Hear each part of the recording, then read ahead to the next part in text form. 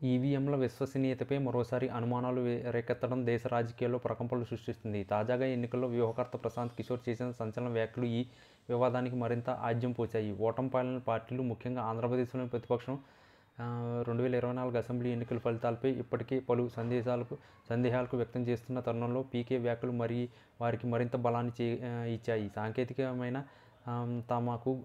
సాంకేతికతపై తమకు గౌరవం ఉన్నప్పటికీ ఎన్నికల్లో ఈవీఎంల వాడకంపై ప్రపంచవ్యాప్తంగా అనేక దేశాలు భిన్నాభిప్రాయాలు వ్యక్తం చేస్తున్నాయని, ఈవీఎంల పనితీరుపై నెలకొన్న అనుమానాలను నివృత్తి చేయాల్సిన బాధ్యత ఎన్నికల సంఘంపై ఉందని పీకే గట్టిగా నొక్కి చెప్పారు. ఆంధ్రప్రదేశ్ 2024 ఎన్నికల్లో ఫలితాల అనంతరం ఈవీఎంలో ఏదో మతలబు జరిగిందనే వాదన ప్రతిపక్ష వర్గాల నుంచి గట్టిగా వినిపించింది. ఊహించని రీతిలో వచ్చిన ఫలితాలు, కొన్ని నియోజకవర్గాల్లో నమోదైన అసాధారణ ఓటింగ్ సరళి, కౌంటింగ్ ప్రక్రియలో చోటు చేసుకున్న సాంకేతిక లోపాలు, ఇతర సమస్యలను వారు ప్రధానంగా ప్రస్తావించారు.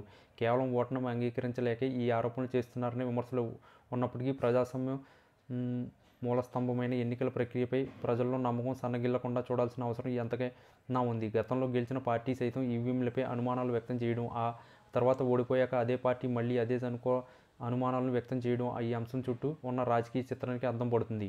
ఆంధ్రప్రదేశ్లోని ప్రతిపక్ష నేతలు తమ ఓటమికి ఈవీఎంల ట్యాంపరింగ్ కూడా ఒక కారణమనే ఉండవచ్చు అనే కోణంలో తీవ్ర ఆందోళన వ్యక్తం చేస్తున్నారు. రాష్ట్రంలోని కొన్ని కీలక నియోజకవర్గాల్లో కౌంటింగ్ సమయంలో ఈవీఎం బ్యాటరీలు, ఛార్జింగ్ శాతం, వీవీప్యాట్ల స్ట్రిప్లు లెక్కలు సరిపోకపోవడం వంటి విషయాలపై వారు ఎన్నికల సంఘానికి ఫిర్యాదు చేశారు.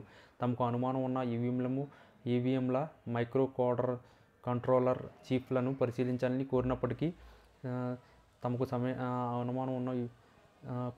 సరైన సహకారం లభించలేదని వారు వాదిస్తున్నారు. ఎన్నికల్లో పారదర్శకత లేకపోవడం వల్లనే ఈ అనుమానాలు తలెత్తాయని, అందుకే పాత పద్ధతి అయిన బ్యాలెట్ పత్రాలను తిరిగి ప్రవేశపెట్టాలని డిమాండ్ చేస్తున్నారు. ఎన్నికల సంఘం ఈవీఎంలు అత్యంత భద్రతా ట్యాంపరింగ్కు వీలు లేకుండా రూపొందించబడ్డాయని పదే ప్రకటించినప్పటికీ ఈ అనుమానాలు మాత్రం పదే తెరపైకి వస్తూనే ఉన్నాయి. ఈవీఎంల పనితీరుపై ప్రజాప్రతినిధులు, రాజకీయ పార్టీల నాయకులు పదే సందేహాలు వ్యక్తం చేయడం అనేది ఎన్నికల ప్రక్రియ విశ్వసనీయతకు మంచిది కాదు.